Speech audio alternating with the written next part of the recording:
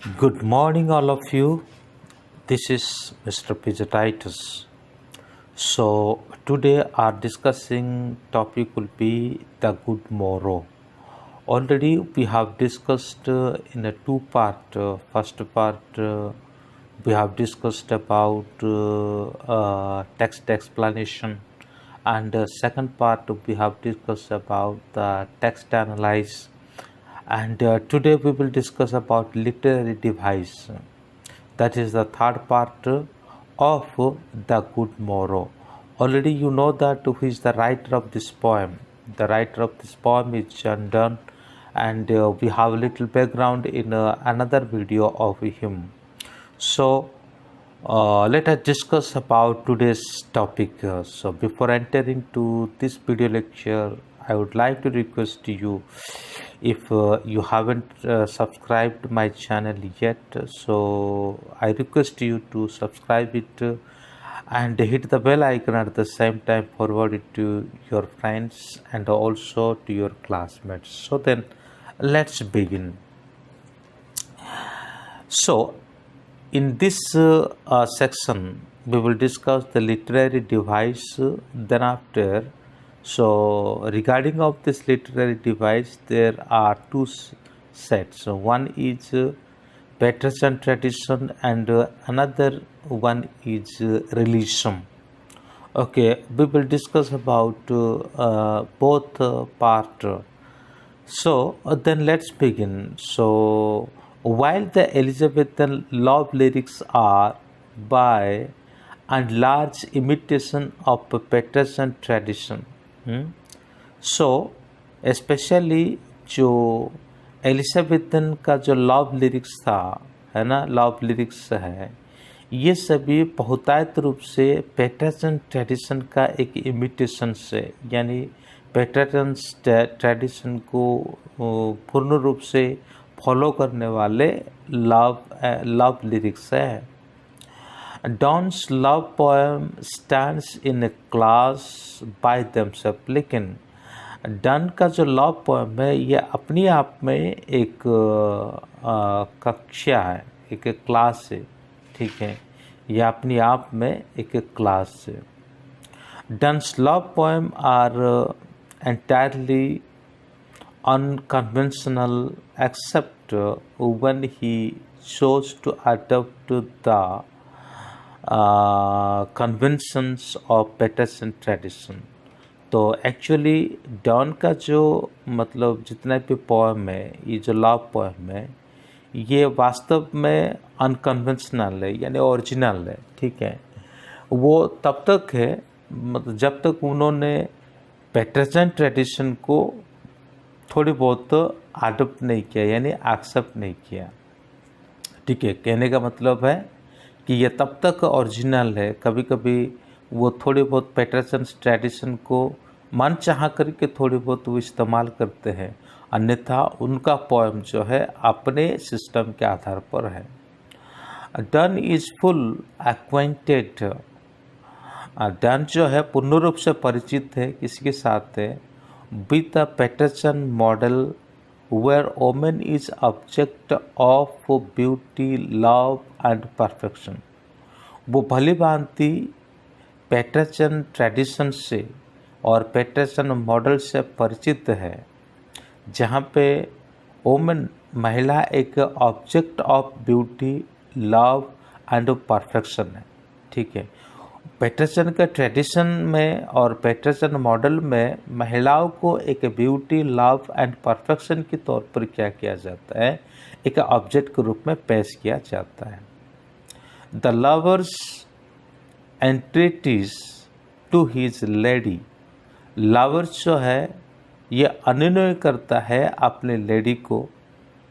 His कॉटली wing, साथ ही साथ वो अपना जो प्रेमाचार के लिए उसको प्रेरित करता है. The beloved's indifference and the self pity of the lover are common theme of Petrarchan sonnet. तो पैटर्सन सोनेट में ये कॉमन थीम है, मतलब पैटर्सन सोनेट में ये कॉमन थीम है कि जो लवर्स है है ना, वो मतलब उसको अनुनय करता है ना, अपनी लेडी को अनुनय करता है, उससे पाने का इच्छा प्रकट करता है, ठीक है ना। तो ये सभी बातें जो है पेटरसन ट्रेडिशन में कॉमन है, मतलब ये थीम है पेटरसन ट्रेडिशन का, ये थीम है। लेकिन डन के जो मतलब थिंकिंग क्या है, such sets themes are treated differently by Donne, लेकिन इस प्रकार का जो थीम है उसको डन डिफरेंट वे से क्या करते हैं, ट्रीट करते हैं, because he has no personal intimate experience to guide him, क्योंकि उनके पास कोई पर्सनल इंटीमेट एक्सपीरियंस नहीं है उनको गाइड करने के लिए। यानी पेटरसन ट्रेडिशन में जो थिंकिंग है, जो व्यक्ति जो लवर है उसको गाइड करने के लिए उनके पास कोई पर्सनल एक्सपीरियंस नहीं है। His utter religion make him debunk the idea of women as personification of virtue and chastity। तो वो एक्सपोज करते हैं यहाँ पे, डॉन यहाँ पे क्या करते हैं, एक्सपोज करते हैं वो जो रिलीजन को मई करते हैं, ठीक है, किस बात का, जो वुमेन यहाँ पे पर्सनिफिकेशन के रूप में डॉन के हिसाब से वुमेन को जो पर्सनिफिकेशन के हिसाब से वो स्थापित करते हैं, किस आधार पर, वर्च्यू एंड चैस्टिटी, यानी सद्गुण और शुद्धता की, एक महिला को वो सद्गुण और शुद्धता के आधार पर वो पर्सनिफाई करते हैं अनडाउटली। लेकिन डन तो इस प्रकार करते हैं, लेकिन पेटरसन ट्रेडिशन में जो महिला को उपस्थापना जो पहले हमने पढ़ा object of beauty, love and perfection के रूप में किया जाता है। लेकिन जब हम डन के मतलब पर्सनिफिकेशन को देखते हैं, डन महिला को किस प्रकार से पर्सनिफाई करते हैं कि उनको शुद्धता और साथ ही साथ सद्गुण के रूप में वो क्या करते हैं, यहाँ पे पर्सनिफाई करते हैं। Undoubtedly, Donne adopted the important characteristics of Peterson, namely his use of image and conceit and his dramatic approach। अपनी ड्रामेटिक अप्रोच के लिए वो क्या करते हैं, नेमली पेटरसन ट्रेडिशन को क्या करते हैं, वो अडॉप्ट करते हैं, ठीक है, उसका कुछ इम्पोर्टेंट बातों को वो एक्सेप्ट करते, ग्रहण करते हैं, लेकिन फुल्ली नहीं करते हैं, है ना।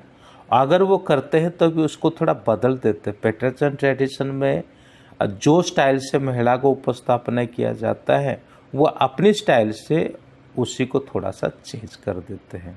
ही however transformed them so rigorously, है ना, by his intellect that they appear to be quite original.